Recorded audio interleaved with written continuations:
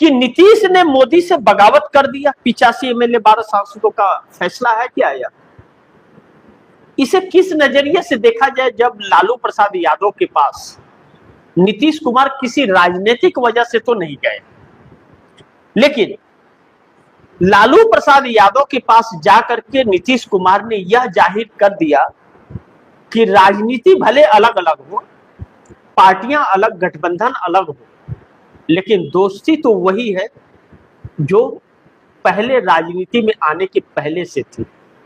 दोनों ही छात्र नेता हुआ करते थे और जयप्रकाश नारायण के आंदोलन से यह नेता बनकर के उभरे देश की राजनीति में।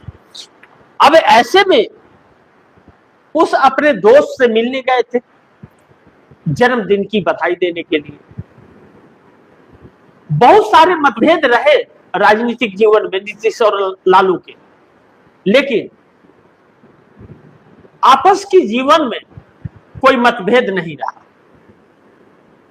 और एक दूसरे की बातें सुनी और किसी ने भी एक दूसरे ने कभी किसी के ऊपर कोई किसी बात का दबाव न डाला और न किसी का फायदा उठाने की कोशिश की।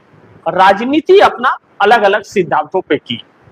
तो नीतीश कुमार एक शिष्टाचार और एक दोस्ती को निभाने गए हुए थे, बधाई देने जन्मदिन का, और हमेशा हुआ ऐसा करते रहे अभी तक। लेकिन उपेंद्र कुशवाहा के बयान ने बहुत कुछ दर्शा दिया और नीतीश कुमार पर कुछ मुहर लगा दिया कि अब जब भारतीय जनता पार्टी अपनी क्रूरता दिखा रही है, तो जो उपेंद्र कुशवाहा ने कहा कि नीतीश कुमार के ही साथ, शब्दों पर गौर किए, नीतीश कुमार के ही साथ एनडीए से मैं भी चला जाऊंगा, जब तक नीतीश है तब तक ही है।